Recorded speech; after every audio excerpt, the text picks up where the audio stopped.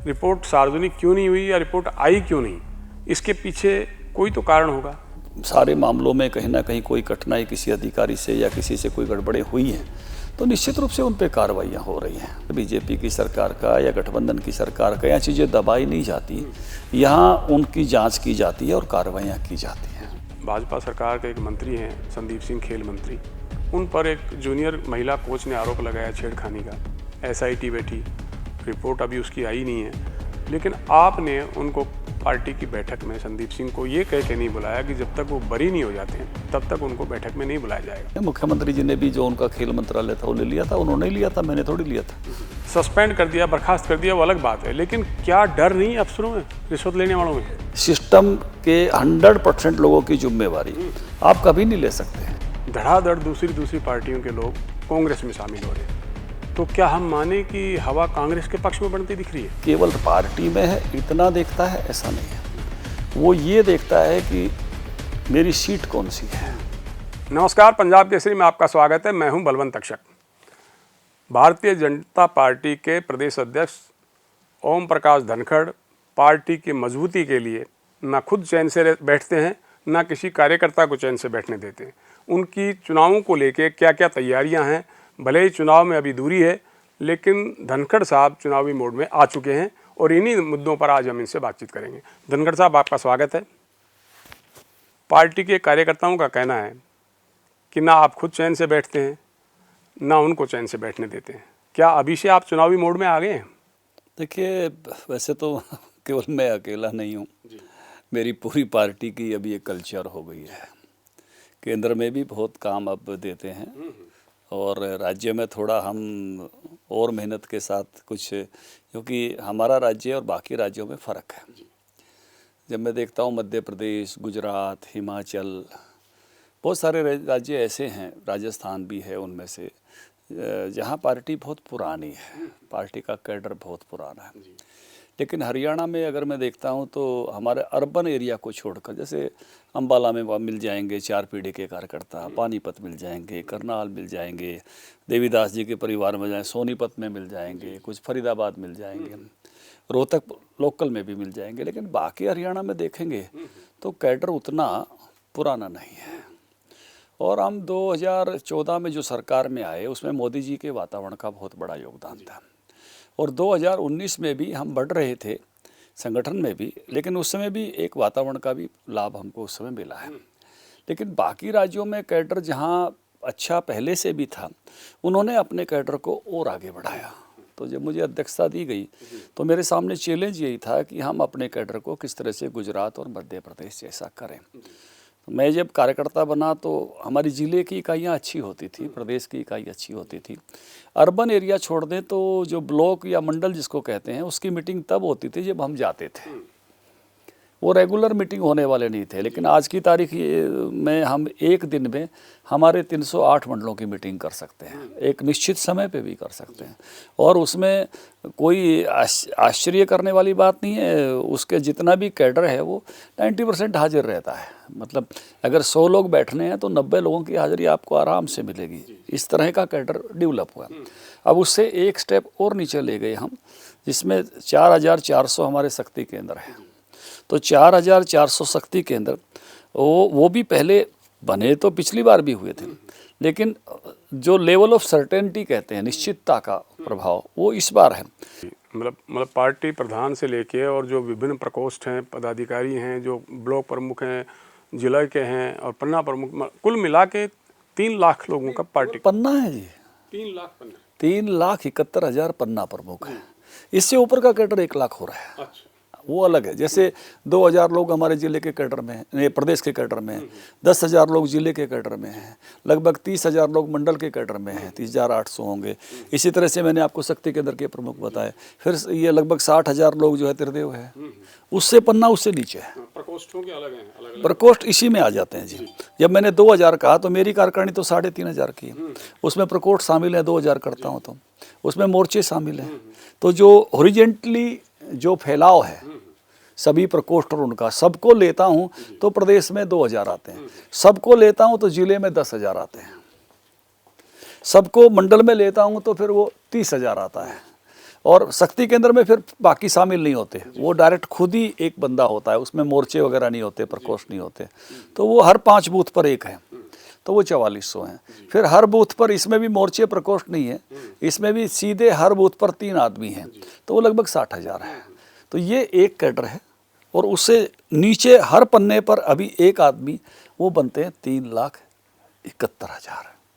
ये actual data आ गया है अभी की तारीख में। आगे हो सकता है कि चुनावी साल में 20,000 पन्ने और बढ़ जाएं, वोट बढ़ता है। तो ये इस तरह का एक पिरामिड के आकार का ऑर्गेनाइजेशन हमारा ये बना है। अब इसमें से 3 लाख तक हम पहुंच गए हैं पन्ने में, ऊपर वाला पहले पहुंचे हुए हैं। तो आज की तारीख में 4 लाख वर्कर हैं, वो सीधा सीधा जो किसी न किसी दायित्व पर है। इसके अलावा बहुत सारे लोग ऐसे अभी हैं जो दायित्व पर नहीं है लेकिन बीजेपी कार्यकर्ता है। मैं उसको कोई अपॉइंटमेंट नहीं दे पाया। बीजेपी को प्रेम करता है, बीजेपी की मीटिंग में आता है, कोई सरपंच बन गया है, ब्लॉक समिति में आ गया है, जिला परिषद में आ गया है, मेंबर बन गया है, लेकिन बीजेपी के किसी न किसी सीधे दायित्व पर नहीं है। ऐसी भी एक बड़ी संख्या है। तो लगभग ऐसा जिसको जो अपने आप को कार्यकर्ता मानता है। अब मैं इसका आपको एग्जाम्पल देता हूँ। 3317 बादली विधानसभा के पन्ना प्रमुख हैं। मैंने उनको सम्मेलन बुलाया, लोग आए 5,000। ये बाकी कौन है? ये आपके समर्थक हैं। ये कार्यकर्ता है। तो हर जगह इस प्रकार से कार्यकर्ता भी एक बड़ी संख्या में है। इसलिए हमने टारगेट रखा है कि 5 लाख कार्यकर्ताओं के घरों पर हम झंडा फहराएंगे 6 अप्रैल को सुबह 9 बजे। और 9:45 पर उस दिन प्रधानमंत्री जी का उद्बोधन होने वाला है पार्टी की यात्रा पर, जो 6 अप्रैल 80 से चली। तो वो उनका उद्बोधन सुनेंगे और इकट्ठे होकर, और उस दिन एक दीवार लेखन भी शुरू करेंगे। ये चीज़ हमने 6 अप्रैल को, इसी 6 अप्रैल की रखी है। तो उसके लिए पूरा कैडर जुटा हुआ है। और जिस तरह से मैं कहूँगा कि हमारी तैयारी है, तो हम इसमें बड़ी सफलता पाएंगे, जिसको मैं शेयर करूँगा कि हमने जो सोचा था वो कितना लक्ष्य हम अचीव कर पाए। आपने कहा कि हर विधानसभा क्षेत्र में, एक विधानसभा क्षेत्र के 100 गाँव में 100 लोग प्रधानमंत्री जी के 100वीं मन की बात को सुनेंगे। तो उसके लिए पार्टी कुछ तैयारी करेगी कि लोग अपने ही मन से सारा काम? नहीं, हर मन की बात का एक इंचार्ज होगा जी। यानी अभी हम जैसे ये कार्यक्रम हम बूथ पे सुनेंगे, अब इसमें मोटे तौर से 2 बूथ आ जाएंगे, 2 बूथ के लोग इकट्ठे हो जाएंगे। क्योंकि जैसे मेरी बादली की बात करूं तो 206 बूथ हैं। हमने बात 100 जगह सुननी है। हमारे गांव 95 हैं, तो एक आध बड़े गांव में 2 जगह जैसे कर सकते हैं। बादली में 2 जगह सुनेंगे, पुपड़िया में 2 जगह सुनेंगे, पाटोदा में 2 जगह सुनेंगे। ऐसे 3-4 बड़े गाँव में मान लो हमने 2 हिस्से कर दिए, बाकी तो गाँव में एक हिस्सा करके एक इंचार्ज बनाएंगे कि ये इंचार्ज है जो कार्यक्रम को ऑर्गेनाइज करने वाला होगा, ये कार्यक्रम है जो स्क्रीन लगाएगा, ये कार्यक्रम है जो कार्यकर्ता है जो नीचे बैठने की व्यवस्था करेगा। तो इस तरह से वो इनवाइट करेगा। 11 बजे होती है, 30 अप्रैल को होगी, तो बिल्कुल ऑर्गेनाइज्ड वे में होगा, अनऑर्गेनाइज्ड वे में नहीं। तो पिछले चुनाव में धनखड़ साहब, बीजेपी ने सभी 90 सीटों पर चुनाव लड़ा था, बहुमत आपको मिला नहीं, जननायक जनता पार्टी का समर्थन लेना पड़ा। तो आने वाले विधानसभा चुनाव में भाजपा और बीजेपी क्या मिलकर चुनाव लड़ेंगे?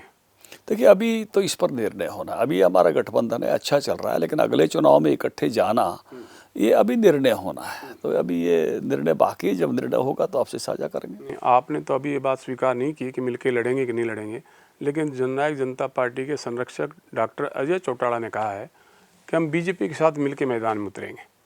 तो आपकी बात में और जेजेपी के संरक्षक की बात में थोड़ा सा फर्क है। तो मैं ये मानूं कि ये पार्टी हाईकमान फैसला करेगी, मतलब स्टेट इकाई? उनकी इच्छा उन्होंने अभी व्यक्त की है। ये निर्णय हमारे यहाँ तो देखो, पार्टी सब लेवल पर काम करती है और राष्ट्रीय लेवल पर भी काम करती है, और बहुत सारे हमारे निर्णय राष्ट्रीय लेवल की इच्छा से प्रभावित होते हैं।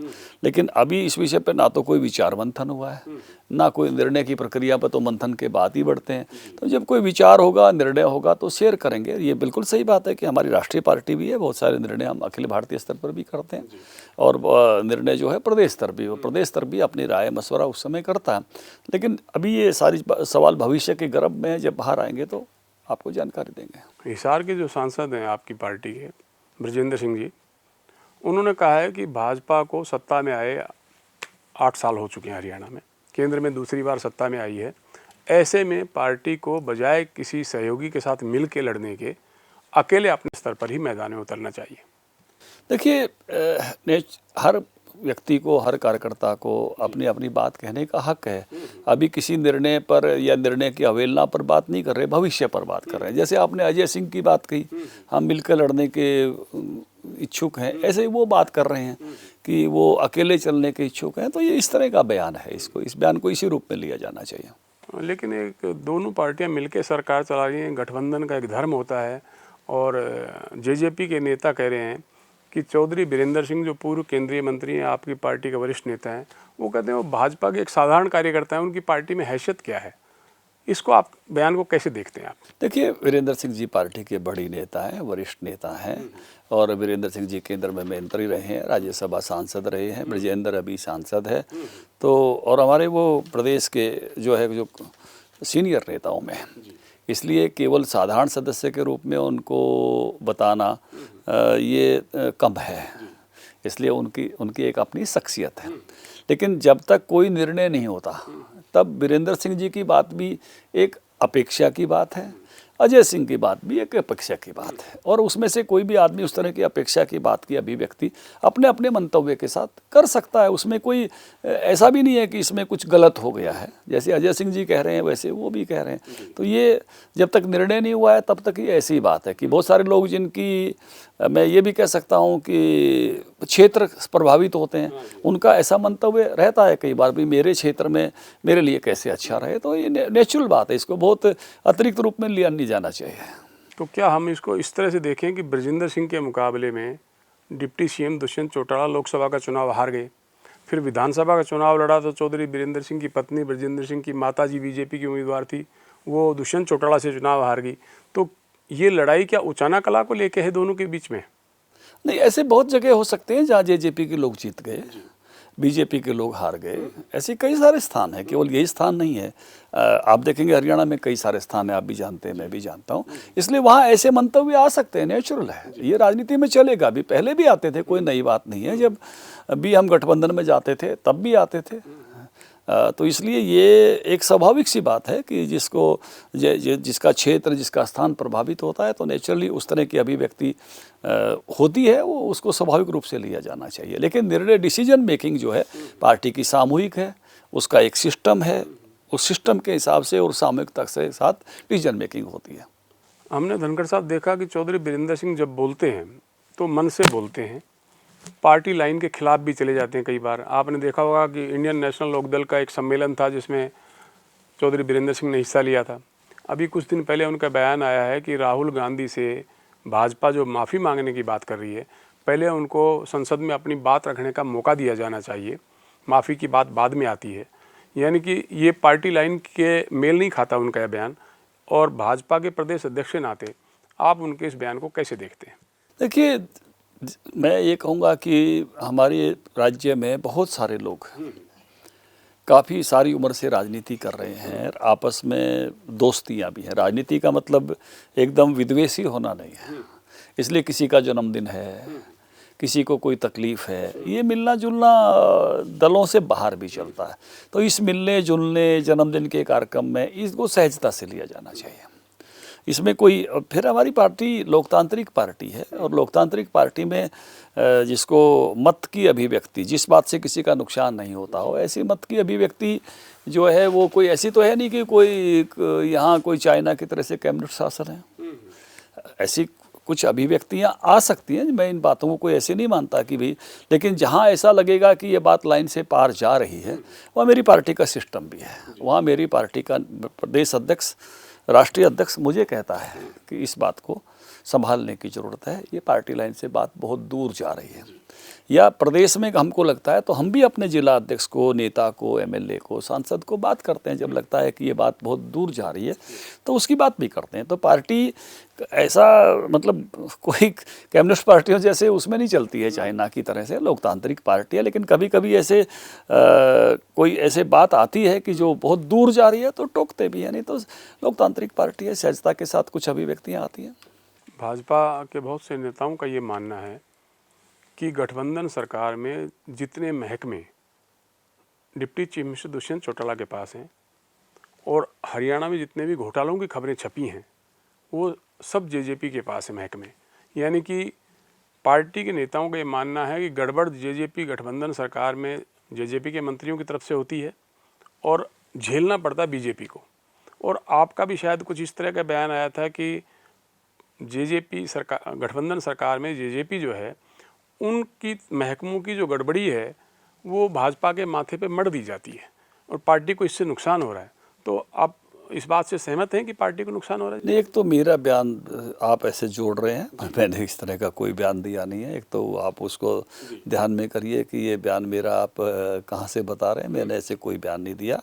दूसरा, मैं मानता हूँ कि मनोहर लाल जी मुख्यमंत्री करप्शन के सारे विषयों पर बहुत सख्त हैं और जब जब ऐसे विषय उठे हैं तो उन्होंने जांच बैठाई है और गठबंधन में सरकार अच्छी चल रही है। गठबंधन में सरकार अच्छी चल रही है, ये आपने पहले भी दोहराया, जांच बैठाई भी, लेकिन जितनी भी एसआईटी बैठी धनखड़ साहब किसी की कोई रिपोर्ट नहीं आई है।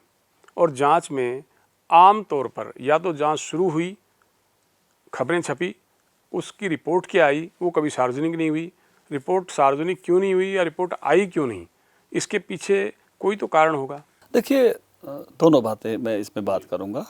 ये सरकारों के कई बार अपने निर्णय होते हैं कि कौन कौन सी रिपोर्ट किस किस लेवल पर सार्वजनिक, कितनी सार्वजनिक करनी है। सरकारों के अपने एक डिसीजन मेकिंग होती है। लेकिन मैं ये जरूर देखता हूँ कि जिन जिन लोगों के इन सारे मामलों में कहीं ना कहीं कोई कठिनाई किसी अधिकारी से या किसी से कोई गड़बड़ें हुई हैं तो निश्चित रूप से उन पर कार्रवाइयाँ हो रही हैं और निश्चित रूप से जो है वो चीज़ें आगे बढ़ी हैं। तो सरकार बड़ी मैं कहूँगा कि जैसे कुछ सरकारें पहले रही हैं जो एक तरह से गड़बड़ियों को दबाती थी, लेकिन इस सरकार का अंतर ये है, बीजेपी की सरकार का या गठबंधन की सरकार का, यहाँ चीज़ें दबाई नहीं जाती, यहाँ उनकी जांच की जाती है और कार्रवाइयाँ की जाती हैं और ये हम उसमें होते हुए देख रहते हैं। नहीं तो कई बार सरकार ईमानदारी की छवि बनाए रखने के लिए गड़बड़ियों को दबाती रहती हैं। गड़बड़ियाँ दब नहीं रही हैं, यहाँ तो गड़बड़ियाँ अभिव्यक्त भी हो रही हैं और उन पर कार्रवाई भी हो रही है। बहुत सारे अधिकारी आप देख रहे हैं पकड़े जा रहे हैं, जेल में गए हैं।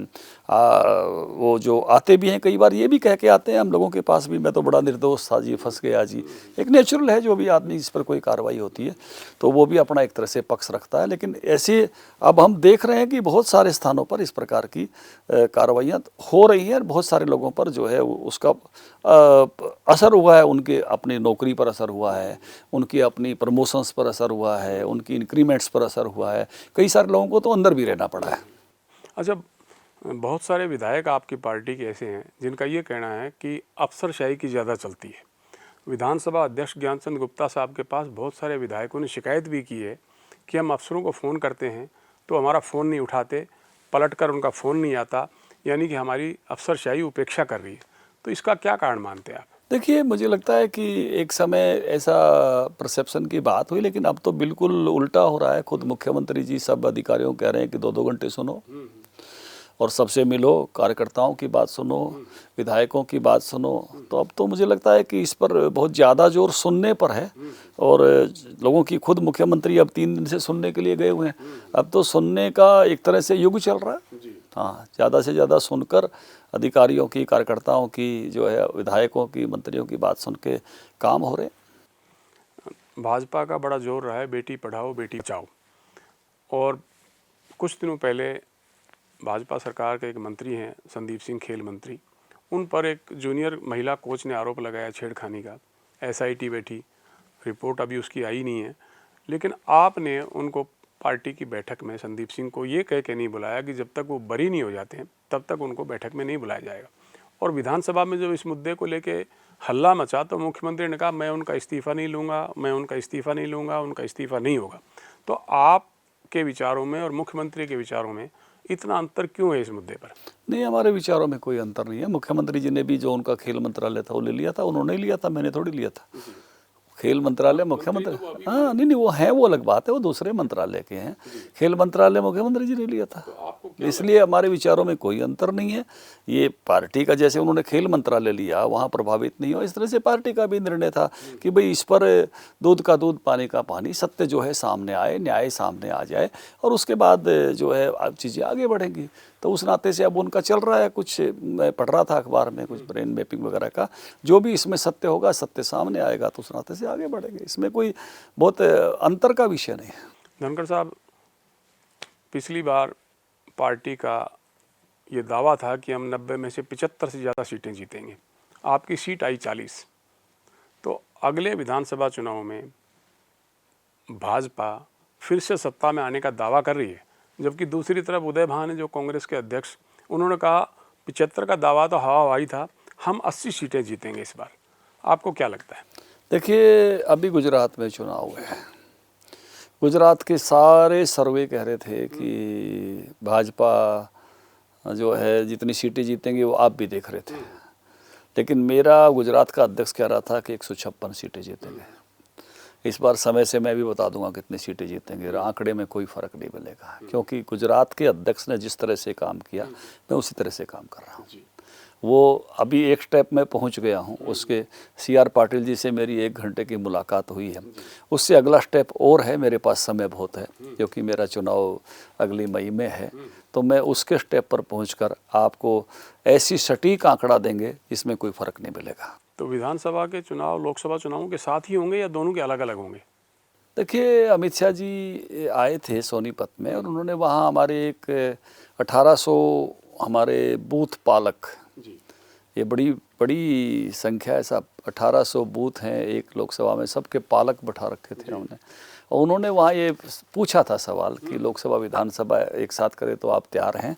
तो उन्होंने बड़े हाथ उठा के ज़ोर से कहा था कि हम तैयार हैं। तो वो एक टेस्ट ले रहे थे ऑर्गेनाइजेशन की तैयारी के लेवल का।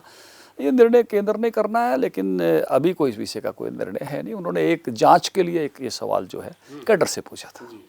अच्छा, आपने धनखड़ साहब कहा कि हरियाणा में मौजूदा सरकार भ्रष्टाचार पर जीरो टॉलरेंस की नीति रखती है और बिना पर्ची के सरकारी नौकरियां मिलती हैं, इस दावे में कितना दम है? ये तो आप सर्वे करिए, हर ज़िले में आपको बहुत सारे युवक युवतियां जिनकी कोई सिफारिश नहीं है, जिनका परिवार कोई ऐसा नहीं है, बहुत बड़ी संख्या में आप सर्वे करेंगे तो आपको इसमें से ध्यान में आएगा। मतलब आपको ऐसा कहने वाले लोग वो नहीं मिलेंगे अब कि भाई मैंने इस नौकरी को किसी न किसी प्रकार के गलत तरीके से पाया है। शायद पहले भी नहीं कहते थे वो गलत से पाने के बाद भी, लेकिन अब इस बात का उत्साह जताते हुए बदल जाएंगे कि मेरे पास चंडीगढ़ का भाड़ा नहीं था, मैं किसी भी नेता के पास नहीं गया। मतलब अब हमारे पास लोग लगने के बाद आते हैं, कई बार तो सरकार कहती है हम जाते हैं कि भाई वहाँ वो लग गया आप जाके बधाई देकर आओ। नहीं तो पहले ऐसा रेयर टू रेयर होता था, पहले नेताओं के कई चक्कर कट जाते थे तब लोगों के नंबर आते थे, अब ऐसा नहीं है।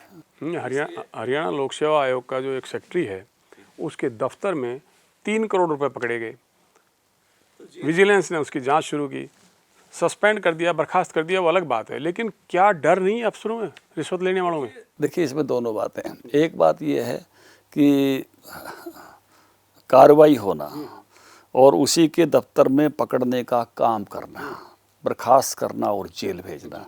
एक ये है कि सिस्टम के 100% लोगों की जिम्मेवारी आप कभी नहीं ले सकते। सिस्टम में कभी भी किसी भी लेवल पर कोई अपने हरियाणवी शब्द है कि निकम्मा हो सकता है, कोई भी बेल कमज़ोर हो सकती है, उसकी कोई कड़ी कमज़ोर हो सकती है, इसलिए आप सबकी गारंटी नीचे तक नहीं ले सकते। लेकिन जब आपको पता चलता है तो आप उस पर कार्रवाई करते हो, यही बीजेपी की सरकार की प्रामाणिकता है। नहीं तो आप आंख मीच लेते। एक साफ सी बात है, आप जीवन जो है वो समझाने के लिए भारत में एक बहुत अच्छी बात समझाई है, वो सांप सीढ़ी के खेल की तरह से समझाई है। आदमी तपस्या करता है तो सीढ़ी से ऊपर जाता है और गड़बड़ करता है तो सांप खा के नीचे आ जाता है। जीवन की एक व्यक्तिगत जिम्मेवारी भी हर सभी की है ना। व्यक्ति जैसे बसों में लिखा होता है ना, सवारी अपने सामान की खुद जिम्मेवार है। इसलिए जीवन की यात्रा विकास की भी है और ह्रास की भी है। बड़े बड़े महात्मा भी कई बार जो है वहाँ पहुँच जाते हैं जिनको नहीं पहुँचना चाहिए, जेलों में होते हैं। बड़े बड़े राजनेता भी वहाँ पहुँच जाते हैं जिनको नहीं पहुँचना चाहिए। तो जो भी इस यात्रा में गड़बड़ करता है वो अपने स्थान पर पहुँच जाता है। इसलिए सब लोगों की जिम्मेवारी लेकर तो नहीं चला जा सकता। ये होता है कि हम अच्छाई की तरफ चले हैं, लेकिन जो भी कोई उस यात्रा में निकम्मेपन पे उतरेंगे तो अपने स्थान पर पहुँचते हैं।